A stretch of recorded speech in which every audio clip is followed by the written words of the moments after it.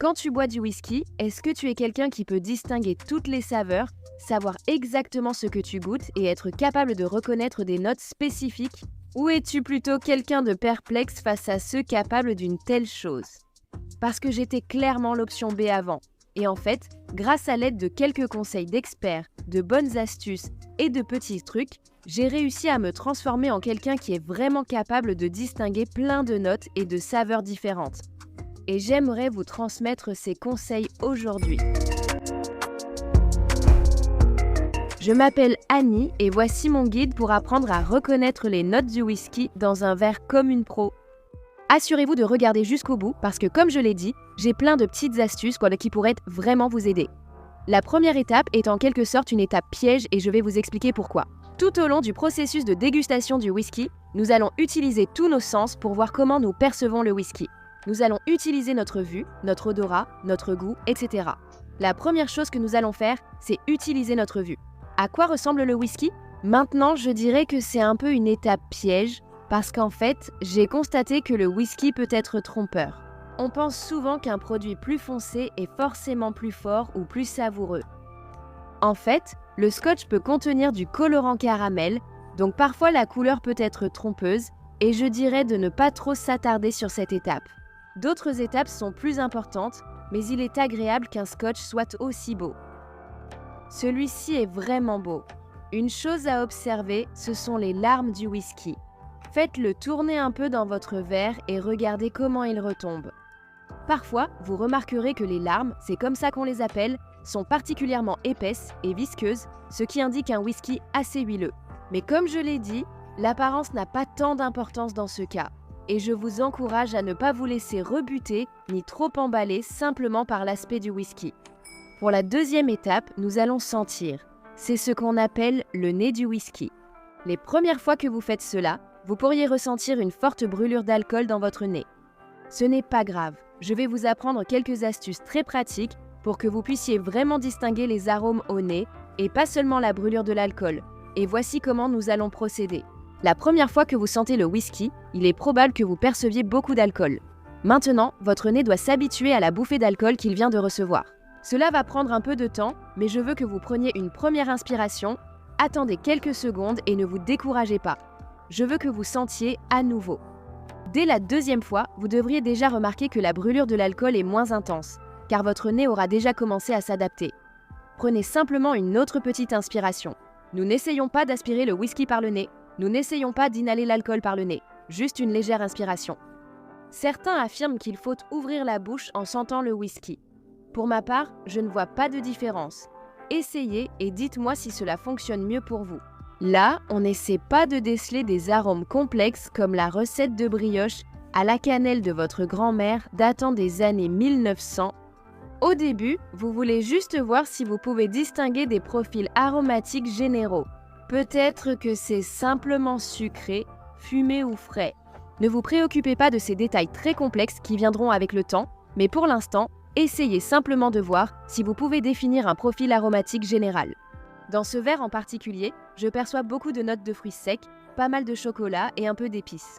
La prochaine étape, c'est de goûter le whisky, l'étape que vous attendiez sûrement. Mais avant de le faire, je vais vous donner quelques conseils. La première gorgée que vous prendrez, vous allez à nouveau ressentir l'alcool, comme lorsque vous l'avez senti. Le goût dominant sera cette sensation de brûlure, mais votre palais va s'adapter et, avec le temps, vous pourrez vraiment percevoir les véritables saveurs du whisky. Pour la première gorgée, je veux que vous en preniez juste assez pour tapisser votre bouche. Gardez-le en bouche pour que votre palais s'habitue à la brûlure de l'alcool, au lieu de l'avaler tout de suite. Slant. Vous devriez remarquer qu'à la deuxième gorgée, la brûlure de l'alcool sera beaucoup moins intense et, avec un peu de chance, vous commencerez à distinguer les véritables notes du whisky, et pas seulement cette brûlure intense.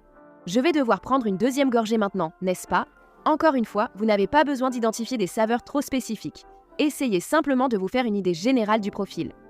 Comme je l'ai dit, vous finirez par reconnaître les notes spécifiques, mais si vous pouvez simplement distinguer si c'est plutôt sucré, épicé, fumé, etc., c'est déjà très bien à ce stade.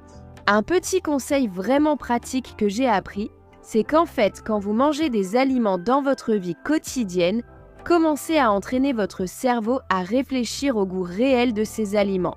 Il y a tellement de choses que je mange au quotidien et je les mange simplement. Je ne réfléchis pas vraiment à leur goût en particulier. Mais en fait, si vous commencez à vous entraîner à vraiment considérer au goût qu'une chose a réellement en bouche, vous deviendrez plus consciente de ces notes de dégustation. Et lorsque vous voudrez finalement identifier des notes vraiment spécifiques dans votre whisky, ce sera plus facile à faire si vous avez entraîné votre palais à vraiment vous concentrer sur ce que sont réellement les différentes notes. Un autre petit conseil que j'ai pour vous, c'est lorsque vous achetez un nouveau whisky. Ne lisez pas encore quelles sont les notes aromatiques, essayez-le à l'aveugle et voyez si vous pouvez en distinguer certaines. Voyez si vous retrouvez vous-même certaines de ces notes et seulement après cela, lisez les notes de dégustation. C'est tellement facile si vous avez déjà lu les notes de dégustation sur une bouteille auparavant. Votre cerveau peut facilement ne pas vraiment goûter par lui-même. Vous vous laissez un peu influencer, sans savoir si c'est votre avis ou ce que vous avez lu. Essayez d'abord à l'aveugle, puis lire la note de dégustation est un moyen plus simple d'entraîner votre palais à mieux goûter si vous avez des difficultés. Ce que je vous recommanderais, c'est de choisir quelques whiskies et de les comparer, en particulier des whiskies qui devraient, selon vous, être assez différents. Peut-être que vous voudrez essayer un whisky plutôt sucré à côté d'un autre plutôt salé, quelque chose comme ça. Il devrait y avoir un contraste vraiment marqué entre les deux whiskies et cela vous aidera à remarquer les notes évidentes dans chaque verre.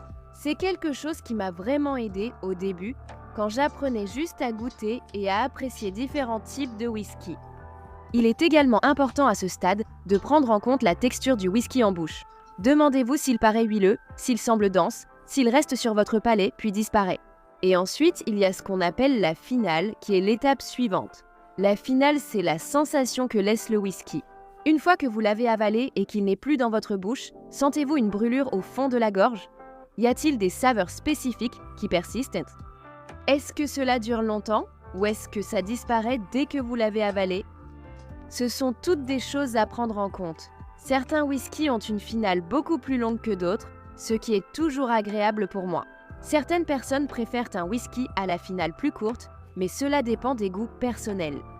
Je pense que l'essentiel à savoir sur la dégustation de whisky, c'est que ça ne s'apprend pas du jour au lendemain.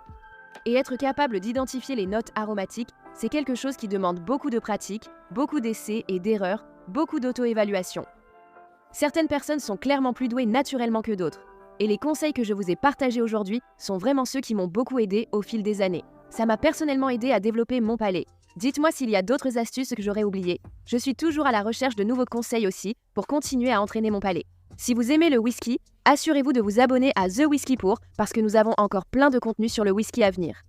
Mettez un j'aime à cette vidéo si elle vous a plu et je vous retrouve dans la prochaine vidéo. Santé!